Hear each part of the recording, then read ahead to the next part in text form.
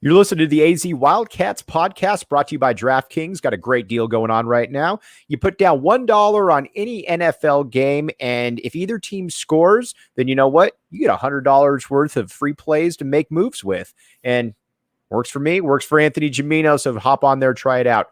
All right, Anthony, Arizona loses, and not only does Arizona lose, UCLA covers the spread 34-16. My big takeaway in this game was that there's a big difference in quarterbacking between Jordan McLeod and from what else Arizona has. And now, I mean, well, I'm sure we'll hear real soon, but it sure didn't look like Jordan McLeod's injury was one of those he'll be back next week kind of deals. Right. Yeah, there's a big – I mean, that his very first pass of the game, the first drive, right? Third down pass. Mm-hmm. Pure confidence, man. That guy stepped up after – and I hated how the announcers kept talking about like how horrible game he had last time, right? I mean, right. It was a mixed bag for sure. It was like the best 5 interception game I've ever seen. But I thought he looked really good, and I thought he did a lot of good things tonight. But Gunnar Cruz, I know you have some thoughts on Gunnar Cruz, and I agree with you. I think that gap between what McLeod was doing through most of 2 games and what we've seen from Gunnar Cruz and Plummer, that's a big drop in confidence for the rest of the season. And that's something that I don't think that you're going to be able to rectify now, and you're not going to be able to rectify later, Anthony, because yes, I mean, you've got Noah Fafita possibly coming in next year, but he's not a no-brainer 5-star type quarterback. And now you've got Jordan McLeod, who I think has given people a certain amount of confidence to be able to roll with here. He can make plays with his feet that the other guys just can't. I'm not really breaking any news there, but he can also make some plays with his arm, and he's got a demeanor about him. He's got a little bit of a confidence that Gunnar Cruz and that Will Plummer just lack right now. Well, today, the only thing I didn't like, there were no shots downfield today. Right. And that's part of the problem. It's great. I mean, I love these 12, 13 play drives, right? Mm-hmm. Eats up a lot of clock. They're very efficient. They're very methodical. And then nothing happens at the end. Right. Occasionally you're going to have to mix in a deep shot, get some chunks. Right. So that's been a season-long thing. I don't care if it's Gunnar Cruz or what. They had the one play at the end of this game where Michael Wiley caught the short pass, turned it into 22 yards, and then fumbled. Mm-hmm. That was their only play over 20 yards. Right? And go ahead. They've gotten out in 5 games. They have 10 pass plays of more than 20 yards. What do you attribute near the bottom of the country? What do you attribute that to? Because I was actually debating with somebody about that yesterday. Do you attribute that to not having playmakers? Do you attribute that to being something where, the arm strength isn't there? Is it a little bit of both? Because when you watch it, it doesn't look like something that's going to be easily rectified. Yeah, I mean, well, if Arizona's going to go back to Gunnar Cruz, right? Then he's got the arm. Now, do you have the speed and the playmakers to really challenge that? And I think you have to, because the running game is what it is, which isn't. It's okay. It's whatever. Okay, right? Yeah, I'm trying to come up with a nice way of saying it's all right. It's not great. So you're gonna have to take some shots, and and maybe a lot of it is this offense they've got. A lot of guys are open underneath, and maybe that's what the defense is giving them. But you can't, if you're not going to be efficient in the red zone, and this team is wildly inefficient in the red zone, you're going to have to do some other things and make some things happen. And and this is, when you're a substandard team, you got to make some plays. They got at least tonight. They got 2 turnovers on defense, and that's something, because they've been horrible. Right. And then the rest of it, if you're gonna be a bad defense, at least get some turnovers and make some game-changing plays. Like, if you could clone Tremaine Bondurant 5 times, and you got something. It's a little bit like the one Rich Rod year where, yes, Arizona finished dead last in the conference in defense, but they also led the league in turnovers at the same time. So it's like, at least make something happen like that. It's the great mistake eraser. If you're a bad defense, but you're very near the top in turnovers, suddenly you're a good defense. Right. When you had guys like Scooby Wright and Tremaine Bondurant, and they were making plays and getting sacks and getting turnovers, boy, your defense, like I say, it just covers up a lot of mistakes. And Arizona being substandard talent-wise right now, they don't cover up. They just compound their mistakes usually because they don't get turnovers. They had a boatload of penalties, and most of them were just stupid penalties, to be honest. And then they're not getting any big plays on offense. So I guess that's a really bad combination, Mike. I mean, if you're a good team, you can get away with some of that. If you're a bad team, you got to excel in all those areas, and then you can win some games. But if you're a bad team and you don't excel in those areas, you're going to be competitive for 3 quarters and then fail to cover the spread.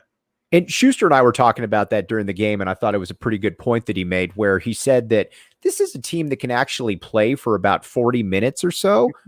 But, in that last 20 minutes, they just get worn down. You don't really see that next level oomph to it. And I think that's, to your point, where you've got a roster that's filled with what? I mean, how many guys on this team right now do you look at and say they could start for a lot of other teams in the conference? I mean, Stan Berryhill probably. Yeah, I mean, a couple guys on defense. I mean, a small handful. I mean, I don't know what that number is. Is it less than 5, Mike? It's definitely less than 5. Yeah. I mean, I think you're looking at a couple. And again, Stan is the only one that I look at and I say to myself, he 100% could start for a lot of teams in the conference. Other than that, I don't really see that. Yeah, there's some guys. There's some good average baseline Pac-12 players on this team. Right. There's not enough, and there's no superstars. Berryhill's been great, but other than that, who's an all Pac-12 player on this team?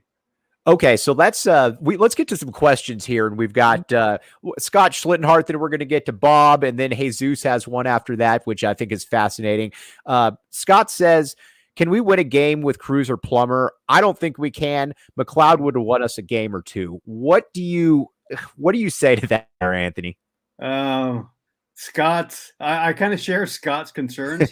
Yes. I mean, if McLeod hadn't gotten hurt, I think I would have come out here and said that there were still 3 games Arizona could win. Right. And one of them's coming up next week. Colorado's not any good. But my confidence level goes way, way down. So I may have said Arizona could win a few games with McLeod. And I think I'm at the point now with the other quarterbacks, you kind of cross your fingers and hope they can steal one. Right. Whether that's Colorado, Cal. I mean, there's some opportunities there if the situation lines up correctly. If Arizona plays great, does some of the things we just talked about, get some turnovers, some game-breaking plays, and the other teams doesn't really show up. Right. Maybe Washington. Washington's never good. I mean, I'm looking at teams that don't have great quarterback play right now. I was going to say, Anthony, this is a pretty low bar that you're setting right there, but I do agree with you. I think that maybe you can steal Colorado next week. I will be up there in that game. So, maybe they know that I'm going to be showing up there at that point. Who knows? I wanted to get to a couple other questions, but wanted to remind all of you guys, obviously, about DraftKings. This is the time to get in there. You're in the middle of college football. Heck, if you chose Texas A&M to beat Alabama today, be probably making some pretty good money right now. You've got the NFL coming on. You've got live in-game parlays. Basically anything you want, DraftKings has got. And I know that Anthony's hopped on and gotten a little bit of cash. You mentioned that the last post game. Yeah, a little bit. Right. Maybe a little bit less than the last post game. Yeah. Right. So don't be the person that doesn't hop on to DraftKings. Yeah. Yes, don't be that guy. Be the guy that gets on there and takes advantage of the money and takes advantage of the opportunities that you got. And you know what? The one thing, though, that you do need to remember is that this is an Arizona-only thing. Gambling problem, 1-800-NEXT-STEP. New customers only. Minimum $5 deposit, and you got to put in $1 wager. Eligibility restrictions apply. See DraftKings.com/sportsbook for details. Code word PHNX. And PHNX is fun because we get guys like Anthony that are coming in here to do post games right after the show, which keeps it timely. No waiting. No waiting. We got podcasts. We got all kinds of articles. We got everything you need from any of the in-state teams. We got. Okay. Now, Sony Cam 1 just tweeted out, a friend of yours, John Wilner, just tweeted out, in an at-best case scenario for Arizona, Jedd Fisch would have shown enough to answer the skeptics by this point. That has not happened. I'm going to disagree with John to a certain extent here, because this is a team that had an over-under of 2 wins, Anthony. So, I mean, or 2.5 wins. I don't, if you were expecting wins this season for Arizona, I think that's on you. I don't think that that's necessarily on this coaching staff. I don't think it's a Jedd Fisch thing at this point in time. You know, again with McLeod at quarterback, I'm feeling pretty decently about this team. Right. The talent deficiencies were pretty great. I mean, he inherited less talent than Mike Stoops did. Much less talent. Yeah. I mean, and that was a disaster. So, you know, what was the difference? And sorry to interrupt you right there, Anthony. Yeah, go ahead. But one thing that I think is a little bit different about the situations is that what Mike Stoops still inherited guys on the roster who would go on to play in the NFL. Now, again, I don't want to act like John Makovic left this treasure trove of talent, but you still had a guy like a Mike Bell who you knew was an all-conference type back. He was a little different. A Cindric Steptoe, same situation. You had guys like that that weren't just roster filler. On this team, you don't really have any of that. So Jedd Fisch inherited really a bottom of the barrel dumpster type situation here. So again, to say that, you know, obviously you beat NAU, but to say, well, he's underperformed expectations, I'm not going to put that on Jedd Fisch at this point. I mean, after 5 games? No. No, I'm not either. Now they may end up winning. Maybe they end up winning 0, Mike. I don't know. Does it really matter? No. The only thing that matters is he keeps the recruiting class together and adds a little bit to it. Right. Now, Sony Cam 1 had another question, and Jesus VAZ also threw this one out there, and I figured we'd use Anthony for this one as well. He said, hopefully Spencer Rattler thinks of coming back home at least. He knows he would play right away at QB. Spencer Rattler, obviously the 5-star QB out of Phoenix, who went to the University of Oklahoma, got benched today, might not be playing again. What do you think of that possibility there, Anthony? Run with it. I think I first saw that on Twitter today from BJ Denker. Okay. You know, when you got a guy as talented as Spencer Rattler, and I've never seen a guy really go from preseason Heisman favorite to out of a job after about 5 games. But that's what's happened. But when that happens, I'm guessing that guy doesn't stick around very long. Right. Now, are you saying that there could be a spot for him in the old Pueblo? Wouldn't you think so? I don't think that you're turning him down. Right? It's going to be, but like, as you mentioned, is he a surefire first-year starter kind of guy? Right. And that's what I don't think that well, I think he is. I think he is a surefire. If Spencer Rattler shows, I don't know the kid, but I would think that I don't think he would be offended if Arizona brought in Spencer Rattler to play quarterback for 1 year, right?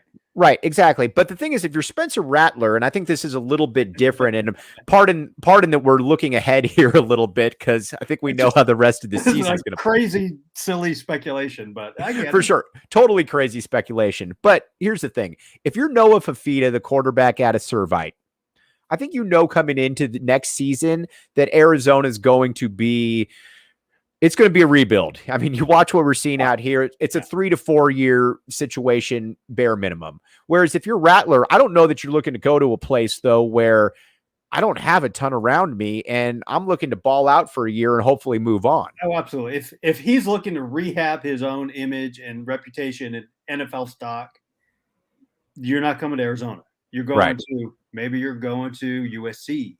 Maybe you're going to UCLA. Maybe you're going to ASU. But you're not coming to Arizona, to rehab your Heisman hopes. That's not a good business decision. No. Okay, let's get to Bob's. Think about, right? Right, for sure. Let's get to Bob's question, because Bob was texting me or tweeting at me during the game about this, and this is longtime caller Bob, our guy. So Bob is very upset about the 3rd-and-1 pass in UCLA territory. That was a pass. He said it was an awful play. What do you think about that, Anthony? Does that bring such strong condemnation from Anthony Gimino? I'm trying to remember the play, Mike.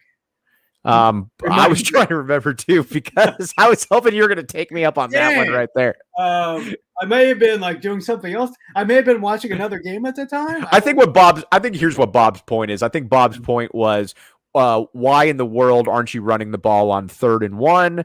Shouldn't you be able to get a yard? I think that's what Bob's going with right there. Yeah, was McLeod in the game at that time? He was. Yeah, he was. Yeah, and that's another thing I liked about McLeod is you got that short yardage RPO stuff that he was really good at. Right. He's really good. I don't know if I should be using the past tense with him, but I was going to say, but right, he's really good at it. He was really, and that's part of the, that's part of the whole package he brought. And without him and his legs in the game, you saw what happened immediately with Gunnar Cruz. Right. UCLA just teed off on him. Do you think? Go ahead. Sorry. I mean, he didn't have the threat to run. He didn't have the RPO threat. He's just, in general, a lot easier to defend. Do you think that there's a little bit of a Jordan McLeod? And again, I don't want to talk about Jordan McLeod under two different pretenses, even though I'm about to, in that Jordan McLeod, who knows if he's going to be able to play. Again, that didn't look good, but you know what? I'm not a doctor. I don't know. But the one thing about McLeod, though, is he does appear to have a little bit of a gamer quality to him, in that maybe he wasn't a great practice quarterback.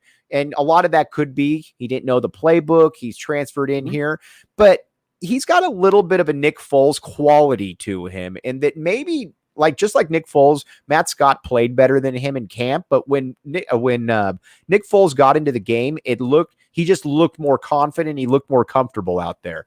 Jordan McLeod, I think, on a much, much smaller plateau, or a much lower plateau, and a much different style, I think has a little bit of that quality going for him, though, and that he breathes a little bit of confidence in there. And I think that's going to be a huge problem if Arizona does lose him.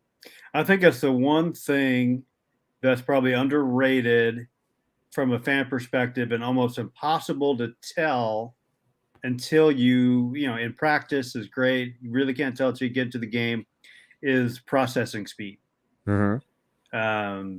And I think you can tell Jordan McLeod, maybe in the first game got a little sped up.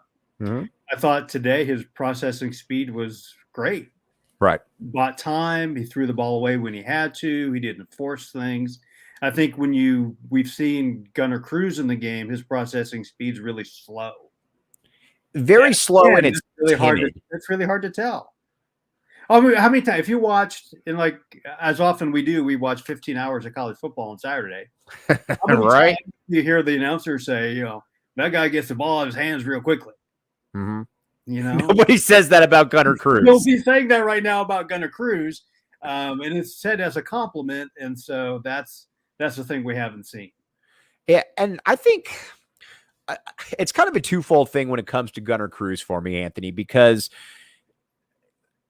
when you have a quarterback like Jordan McLeod in, where there's obviously passing lanes that are open, there's passing lanes that he's finding wide receivers, he's finding guys running open. Those guys just don't stop getting open once a new QB comes in. And I've always felt that's the way that you can kind of discern from a starter to a backup, is that the starter is able to see those guys. The backup really isn't. So you saw the difference with Jordan McLeod. And again, not trying to make him out like he's Vince Young or something, but Arizona has always looked competent moving the ball up and down the field. You never looked and said, man, there's been nowhere to throw all game.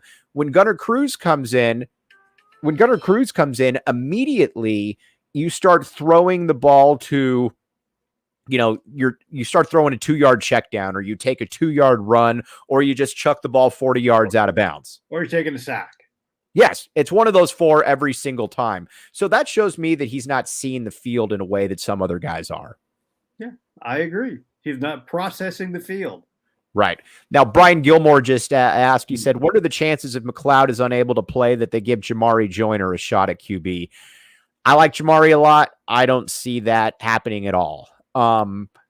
Mainly because he hasn't been playing quarterback. I think you put him in an impossible situation there. Yeah, I think that's about 0.0. Mm-hmm.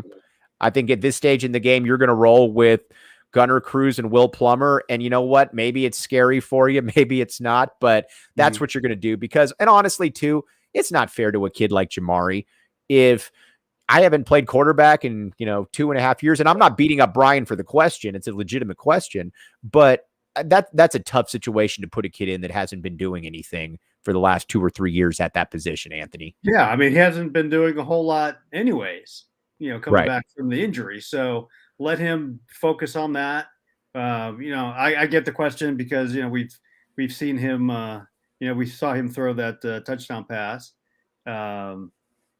Which he, led the receiver very nicely, almost led him to the back of the end zone. He really did. I know it was close, but it was a nice pass. I mean, he's a great kid to have out there. Hopefully they can get him involved more in the passing game, but I'm sure he's got enough on his plate.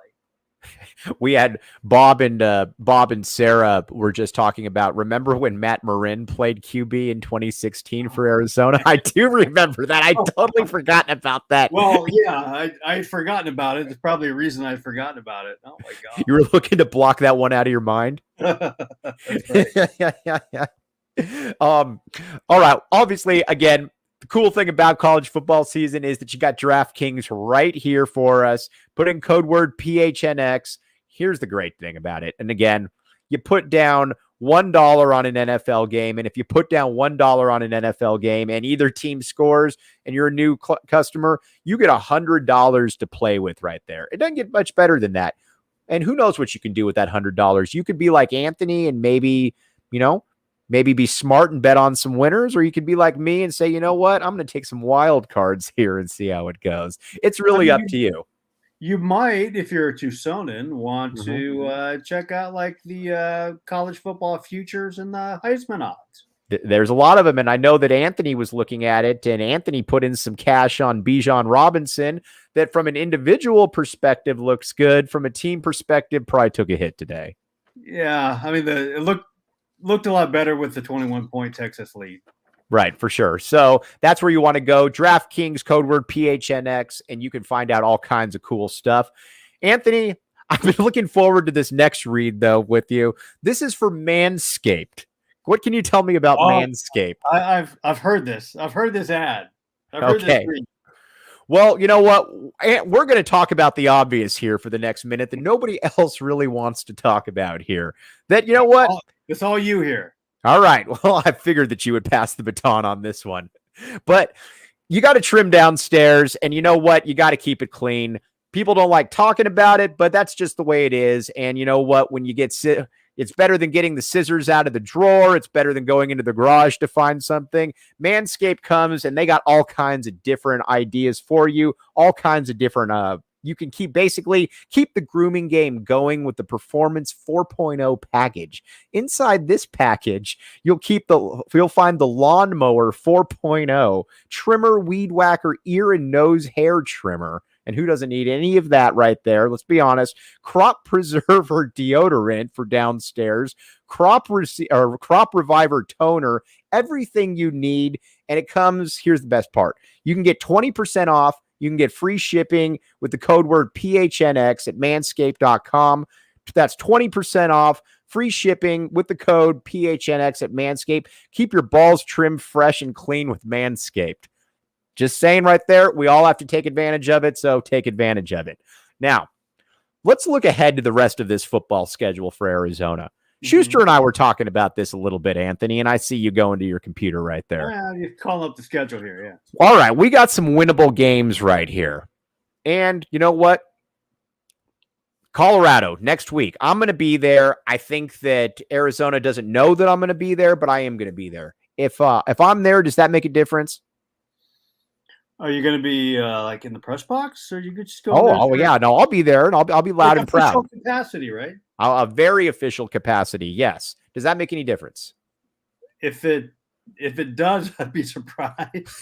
Would you put if it does, then you got to go back again. Would you put the DraftKings odds at about minus 800 that it doesn't make a difference? Yeah, maybe, but like I say, if it does, then you got to go to SC in 2 weeks after that. Fair enough. All right, I can make that happen. All right. But then you got to go to Coleman in mid-November, and that's not good. That's not good.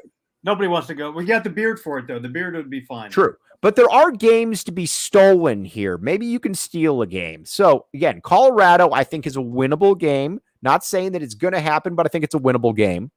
Washington State is a winnable game. I thought that... we don't know who's going to be coaching them in mid-November. We have no clue who's going to be coaching them. And you know what? So those are two games right there, Anthony, that I look at and I say, all right. Why'd you skip over the home game against Cal? Because I was going to get to Cal next, because I was going to ask if we could steal one at home against Cal. Right. I think we can steal one at home. I'm going back to, I'm not sure Arizona can't steal one against Washington. All right. Make the case, other than the fact that Washington hasn't looked good this year. Wouldn't that be like the entire case? They've got a great corral of running backs that they not able to use because their quarterback play is awful. Right. I mean, they've still got a couple dudes on defense, and that's probably good enough to beat Arizona right there. But I'm looking at Cal, I'm looking at Washington, and those. Oh, Colorado. Yeah, you could throw Cal in there too with Garbers right now. Right. The quarterback play is bad in a league full of bad quarterbacks. So I think when you run into that situation, you got a chance to steal one. Now, you mentioned quarterbacks here, and I realized that he lost against NAU, but I'm going to ask you this question, though, here. And Bob was saying this, and then, Sean, we're going to get to you about Bijan here in a second because he's kind of a local celebrity. Yeah. But, yes, when you watch Will Plummer play, he doesn't inspire a ton of confidence. I get that. But the one thing, though, that he does at least have going for him a little bit, and I know we're talking about as if Jordan McLeod's not going to play, but at least Will Plummer tries to make plays. That's the thing that I always have a problem with the quarterback is if you're just back there and you're basically just resigned to going 3 and out and preserving the right to punt, which works if you have the Desert Swarm defense back there. Would you... You're giving up 330 rushing yards a game. Correct. What would That's like an entire season for the Desert Swarm. Correct. That was a whole season. What would Coach Gimino do if he had both of these guys back there? If he's looking back there and he's saying, I've got Gunnar Cruz and I've got Will Plummer. What am I going to do here?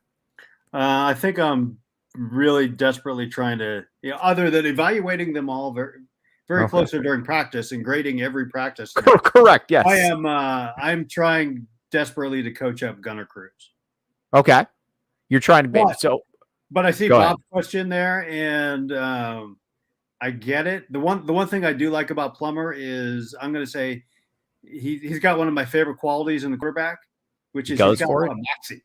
He does have a lot of moxie. A lot of moxie. And, right. And that sometimes, usually when combined with at least modest talent, maybe like an Ian Book from Notre Dame last year. Mm-hmm. Yeah. Not super talented, not an NFL guy, but he had a lot of moxie. And he had an NFL line in front of him, so that helped too. But is that the first time? I love those guys with moxie. Is that the first time on any podcast that Gunnar Cruz has received an Ian Book comparison? No, I was talking about Plummer there. Oh, Plummer. Well, either way. I probably the first time he's received one too. Yeah, like I said, that kind of works if you've got 3 NFL offensive linemen and some talented running backs and receivers, but sometimes moxie can win the day.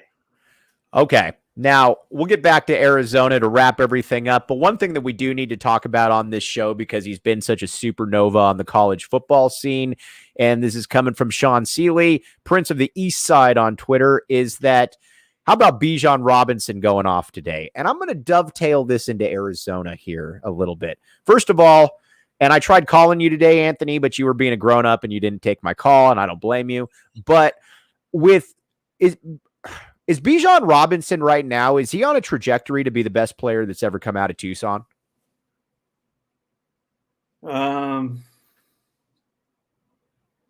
Maybe. Dang, give me 5 That's a Mike Luke question for you. I know, but normally if you had texted me that earlier, then I at least would have done 5 minutes of research on it or something. Or if I had called you and you'd answered, but yeah, go ahead. I was in Phoenix. I didn't want to take your call. I don't blame you. Well, who's the leader right now? Was it John Fina? I was thinking John Fina. From a skill position perspective, it's probably Mario Bates. Yeah, in terms of the career. Second round. Michael was all pro, but you're downgrading him because he was just a returner. Right. I'm just saying from a skill position, I think you're looking at it. And Mario Bates, second round pick, 1,000 yards in the NFL. He's the guy that comes to my, or no, what am I saying? It's Vance Johnson. Duh. Okay. Yeah. Yeah. But Bijan's going to have an opportunity there. He's something rare in college football and to come from Tucson. I mean, the combo every week he's putting up just a crazy highlight play because I think he combines. If we're just looking, if we're comparing like recent Arizona running backs, right? He's got Kadeem had the best vision that from a running back that I've seen at Arizona.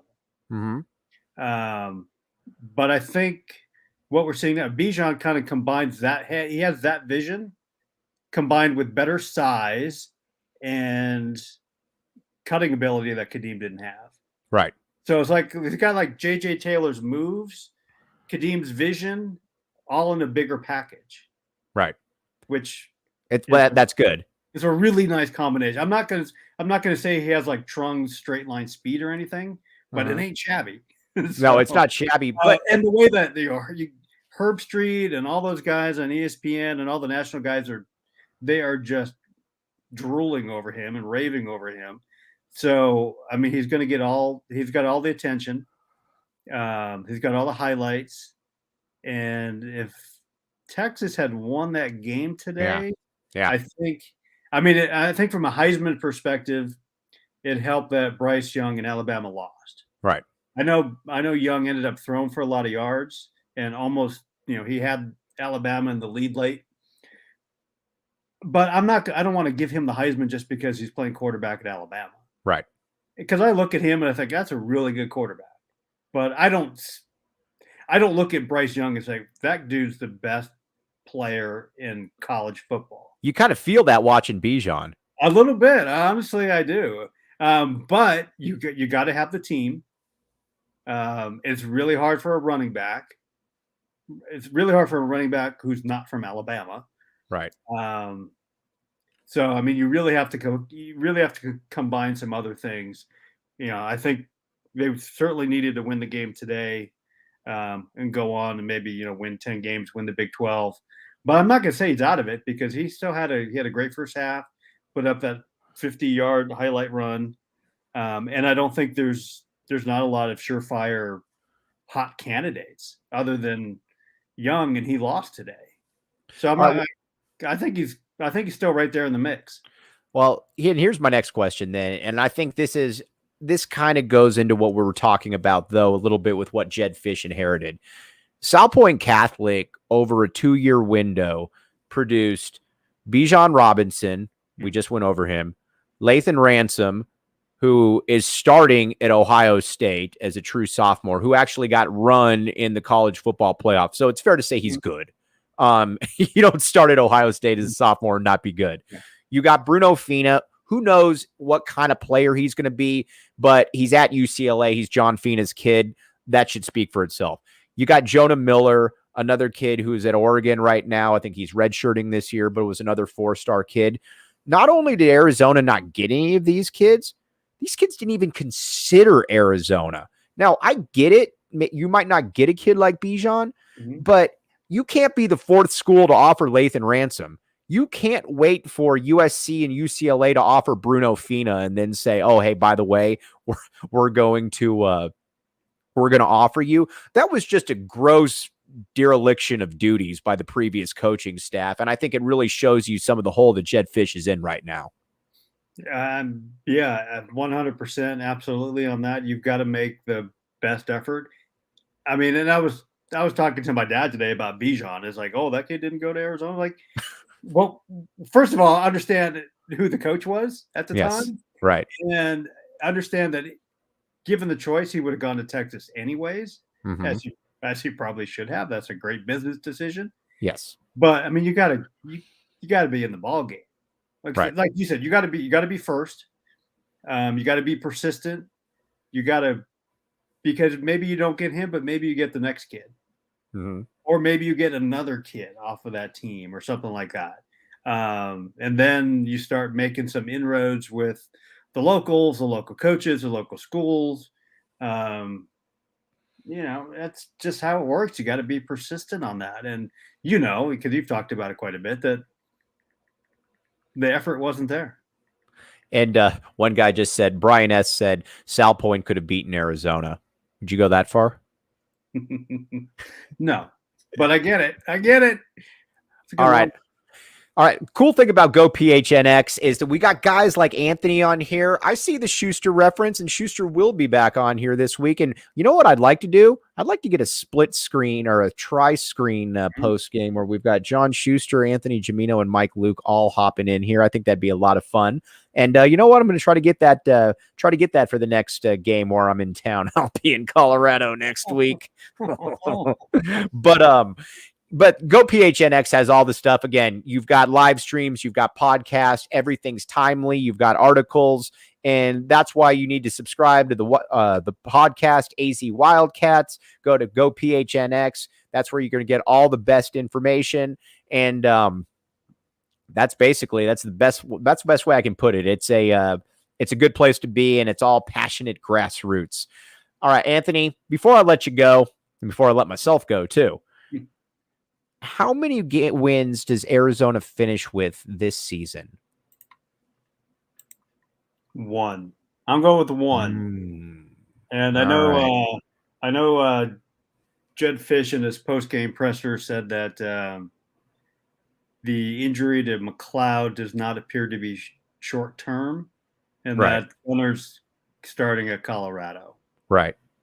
Which I kind of like. This, you're in on that. You're a guy. Coach him up. Let's roll. You're a Gunner guy. So yeah, what do you think the line on? What would you put the line on that game? If with McLeod, I would put it maybe like, because Colorado's bad. They haven't looked good at all. I would give basically Colorado the home field and a little bit extra, like 4. 4 points, 4.5. I'd go with that, but I think the A's got for McLeod. I might have to push that up to like 5.5. Yeah, I think I back the A on this one. I think Arizona can win this game. I don't feel great about it, but I think they've got a chance. Yeah. But all right, Sean Seeley's going with 0. You know what? We don't like your pessimism around 0 here. Wins. Well, I'm going 1. Gimino's going 1 as well. But for everybody that listened and everybody that watched, really thank you. All the comments are incredibly appreciated. We'll be back on with you every post game. Again, thanks for everybody out there. Jacob for making us sound good back there. Appreciate you, dude. But for Anthony, I'm Mike Luke. Anthony, thanks for putting up with me. We'll be back with you. You've been listening to the AZ Wildcats podcast.